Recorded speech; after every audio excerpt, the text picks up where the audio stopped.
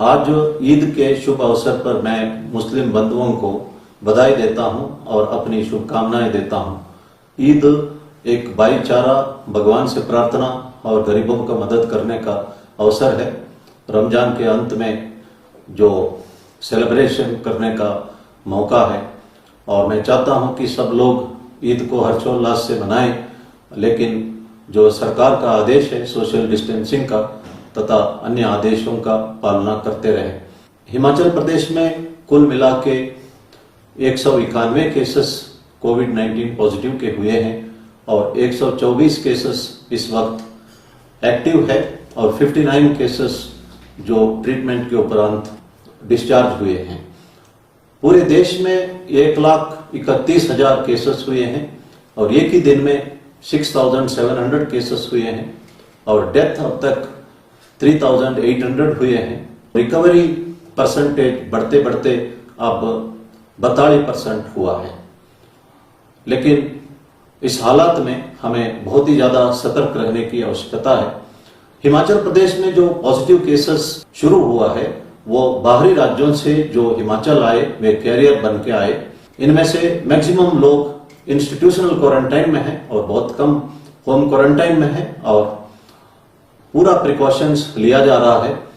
हम contact tracing करते करते जो इन्फेक्शन चेन को काटते जा रहे हैं। ये बैटल जीतने में हम कामयाब होंगे, लेकिन लोगों को सतर्क रहने की आवश्यकता है। कुछ एक होम क्वारंटाइन का वायलेशन अभी भी हमें देखने को मिल रहा है, इस पर हम कार्रवाई करते जा रहे हैं। आने वाले दिनों में और सुविधा भी, जैसे नाई का दुकान या बसों की सर्विस वगैरह हो सकता है और इस सुविधा को उपलब्ध करवाते वक्त भी सोशल डिस्टेंसिंग का मेंटेन करना अनिवार्य है, मास्क पहनना अनिवार्य है और हैंड वॉश करना भी अनिवार्य है। जितना हम ज्यादा प्रिकॉशन लेते हैं उतना ही हम प्रदेश में इस महामारी को रोकथाम करने में कामयाब रहते हैं। भारत सरकार के आदेश के मुताबिक शाम को 7 बजे से लेके सवेरे 7 बजे तक नॉन एसेंशियल मूवमेंट प्रोहिबिटेड है। फिर भी हम देखते हैं कि कुछ लोग इस वक्त भी मूवमेंट करते रहते हैं, ये सही नहीं है। Non essential movement totally band है। कुछ लोग बाहरी राज्यों से जो तहसीलदार आदि लोगों से परमिट लेके हिमाचल आते हैं। हमारे अंडरस्टैंडिंग के मुताबिक बाहरी राज्यों से आने वाले सिर्फ डिस्ट्रिक्ट मजिस्ट्रेट का पास लेके ही आना है और यहाँ जो क्वारंटाइन करने के बारे में जो डिसीजन है उसका उनको पालन करना होगा। सेरिबरस नाम का एक ट्रोजन वायरस इस्तेमाल किया जा रहा है कोविड-19 के लिंक्स भेज के। इस लिंक को कभी हमें खोलना नहीं चाहिए और कोविड-19 के बारे में ऑथराइज्ड वेब पोर्टल है उसी का इस्तेमाल करना चाहिए। और साइबर क्राइम इस वक्त बहुत ज्यादा बढ़ रहा है और इस हालात का फायदा उठा रहे हैं फ्रॉडस्टर्स, इसलिए हमें बहुत प्रिकॉशंस इस मामले में लेने की आवश्यकता है। हमने देखा है कि इस वक्त लाखों लोग एक दूसरे का मदद करने में आगे आए हैं, particularly Tibetan community, Sikh community, Radha Soami Satsang और सत्य साई सेवा दल आगे आए हैं। ये बहुत ही संतोषजनक है। यहाँ गुरुद्वारा में देखा गया कि पिछले 2 महीने से पैक्ड फूड लोगों को देते आ रहे हैं। ये कभी थकने वाले नहीं हैं। गुरु गोविंद सिंह जी ने कहा है कि ऐसे अवसर पर शत्रुओं को भी मदद करना चाहिए। एक इंस्टेंस का जिक्र मैं करना चाहता हूं। कन्या नाम का एक वाटर कैरियर जब सिख और मुगलों के बीच में बैटल हो रहा था, वो इंजूर्ड शत्रुओं को पानी पिला रहा था। उसको रस्सी से बांध के गुरु गोविंद सिंह के सामने लाते हैं सजा के लिए। वो व्यक्ति कहता है कि जो इंजूर्ड असहाय है, जो चल नहीं सकता है, कुछ भी डैमेज नहीं कर सकता है और उसको पानी की आवश्यकता है, मैं धर्म के आचरण करते हुए उसे पानी पिलाया। श्री गुरु गोविंद सिंह ने उनको बैंडेज और दवाई देते हैं और कहते हैं अगली बार तुम जब इंजूर्ड को पानी पिलाते वक्त उसका मेडिसिन डाल के इंजरी के लिए पट्टी भी बांधो। उन्होंने उस वक्त सही संदेश दिया कि ऐसे हालात में शत्रुओं को भी हम शत्रुत्व भूल के मदद करना चाहिए। गुरु नानक जी ने कहा है कि जो कमा के खाता है और कमाई को बांटता है वो नानक वो सही रास्ता जानता है। सिख कम्युनिटी में यह हमें देखने को मिलता है। इसलिए मैं कह सकता हूं कि I have highest respect for Sikh community.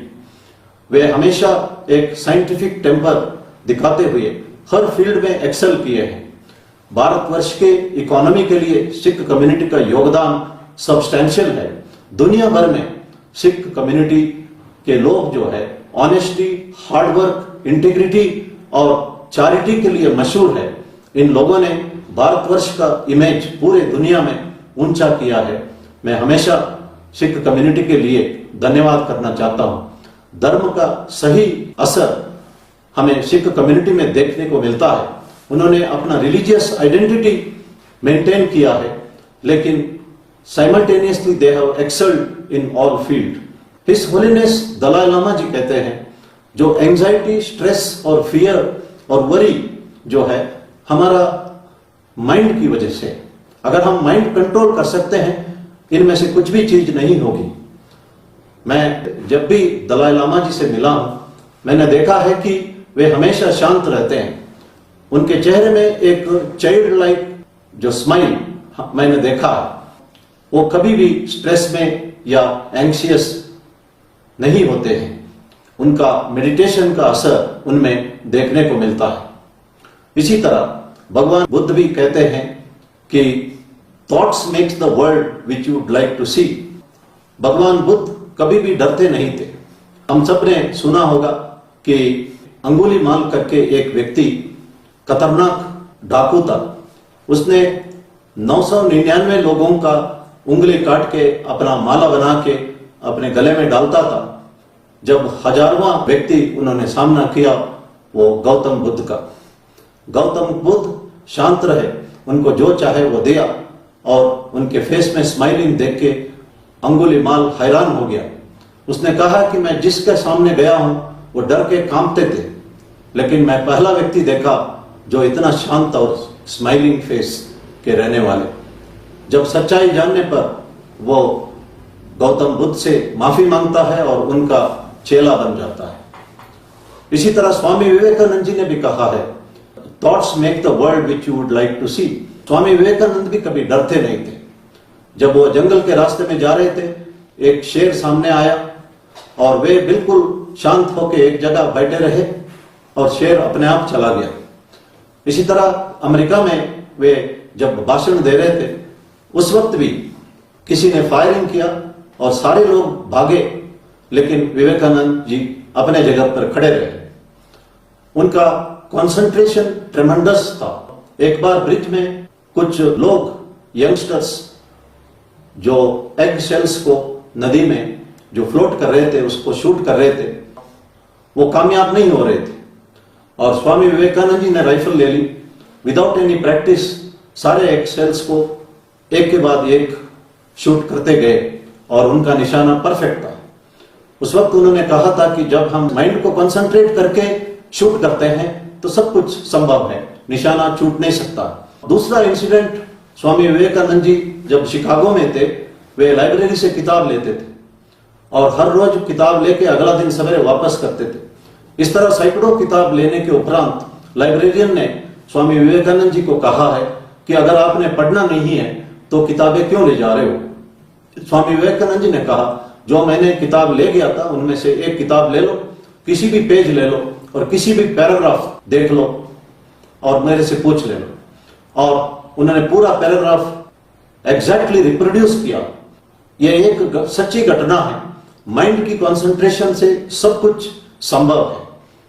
Swami Vivekananda ji के बारे में कहा जाता है कि इतना ज्यादा माइंड का कंट्रोल उन पे इसलिए था कि श्री रामकृष्ण परमहंस जी कहते हैं कि वे सप्तऋषि का एक अवतार थे। इस पर विश्वास करना नहीं करना ये सब आपका डिस्क्रिप्शन है, लेकिन एक घटना, सच्ची घटना विवेकानंद जी के जिंदगी में मैं बताना चाहता हूं। 1893 में डिकिंसन नाम का एक अमेरिकन शिकागो में स्वामी विवेकानंद जी से रिक्वेस्ट करता है कि उन्हें शिष्य मान ली। स्वामी विवेकानंद जी कहते हैं कि मैं तुम्हारा गुरु नहीं हूं, तुम्हारा गुरु बाद में आएगा और वो जिस दिन आपको एक सिल्वर कप देगा उस दिन समझ लेना कि वही आपका गुरु है। और 43 साल के उपरांत 1936 में परमहंस योगानंद जी दोबारा अमेरिका जाते हैं और डिकिंसन को एक गिफ्ट देते हैं। वो गिफ्ट एक सिल्वर कप था। डिकिंसन अपना गिफ्ट देखते हैरान हो जाते हैं, भावुक हो जाते हैं। एक सच्ची घटना है। माइंड कंट्रोल से सब कुछ संभव है और डिसिप्लिन माइंड कंट्रोल से ही आता है। और जो डिसिप्लिन व्यक्ति है वो सवेरे जल्दी उठता है, एक्सरसाइज, योगा, प्राणायाम आदि करते हैं, लिमिटेड फूड लेते हैं और जो भी सोशल डिस्टेंसिंग नॉर्म है वो पालन कर सकते हैं। इसलिए माइंड को हमें कंट्रोल करना चाहिए और अगर सिंपल तरीके से सोशल डिस्टेंसिंग बनाने से और मास्क पहनने से और लगातार हैंड वॉश करते रहने से इस महामारी से हम अपने आप को बचा सकते हैं तो क्यों ना बचाए। इसके लिए एक डिसिप्लिन की आवश्यकता है और ये माइंड कंट्रोल से ही संभव है। Where there is will there is way, जैसे प्रधानमंत्री जी ने कहा है कि अगर चाह है तो राह है। धन्यवाद। जय हिंद।